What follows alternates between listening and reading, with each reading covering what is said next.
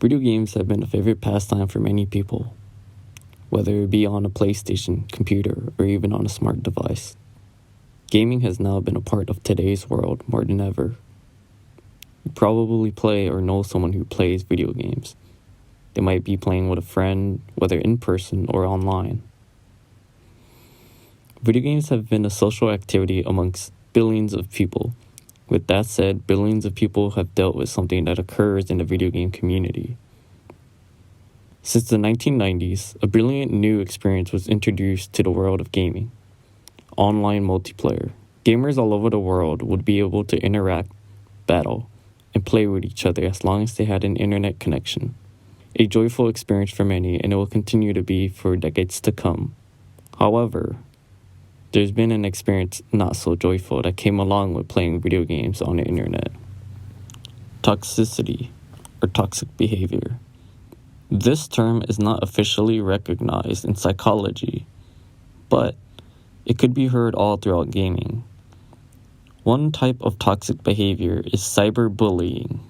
It occurs frequently through the chats of online gaming, typically including hate speech towards new players, people of different race, and people of different sexuality. A 2017 educational research surveyed young adults, and it suggests multiple themes involving video game cyberbullying. First, 57% of these participants face cyberbullying in-game. Second, 93% of gamers agree that cyberbullying occurs in action games, 66% in role-playing games, and 52% in sports games. Finally, three main feelings when the participants were victimized by cyberbullying are annoyance, offense, and anger, all of which are negative feelings which are felt almost daily and disrupt the leisurely time of video games. Worse, facing this every day, it can desensitize gamers to hate speech, discrimination, or even cause rumination on negative events, which can negate problem-solving abilities and even lead to depression.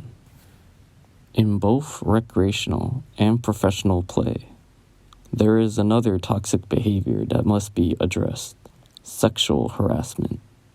More often than not, a sexual comment will be tossed around in-game chats, gaming live streams, Twitter tweets, and even on professional gaming interviews.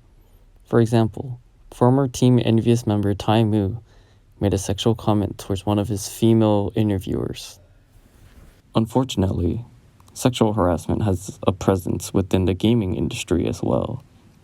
Game company and creator of League of Legends, Riot Games, has many of their female workers come out stating that they've been harassed with rape jokes and inappropriate nudes from their male coworkers.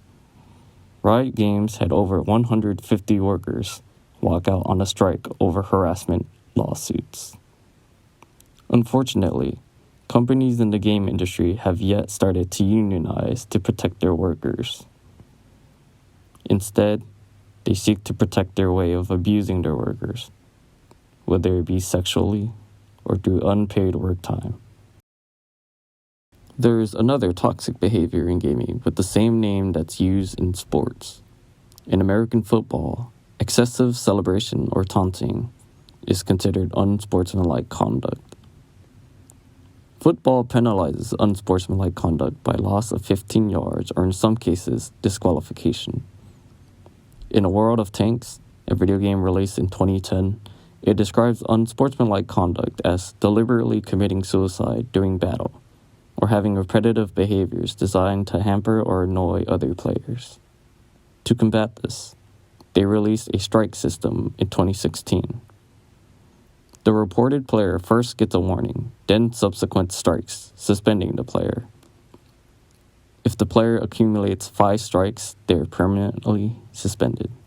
The World of Tanks are a few games to combat toxicity today.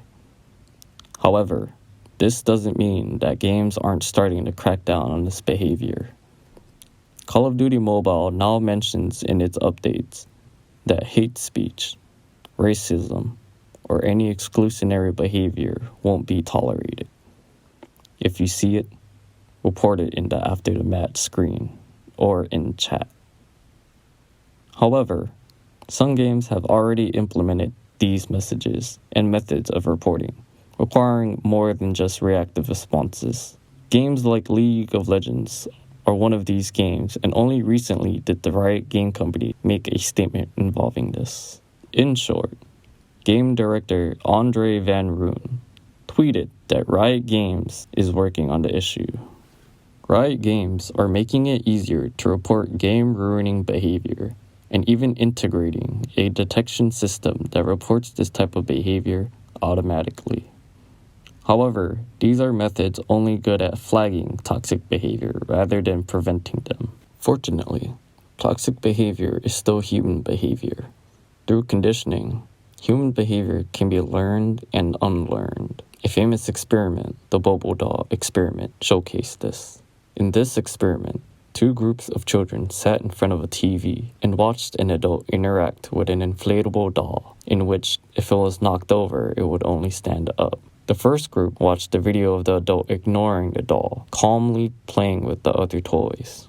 The second group watched a different version of the video in which the adult attacks the doll. The kids who watched the more aggressive version were found to beat the doll. To encourage this behavior, children were given candy.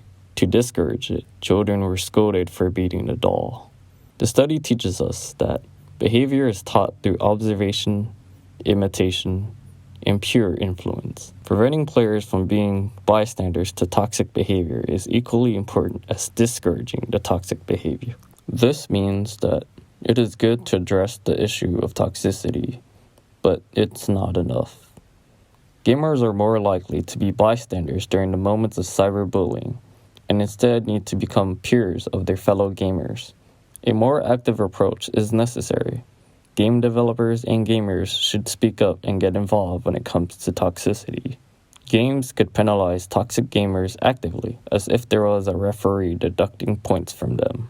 I believe even a pro-social or anti-toxic tutorial for online play could be a step forward towards combating toxicity.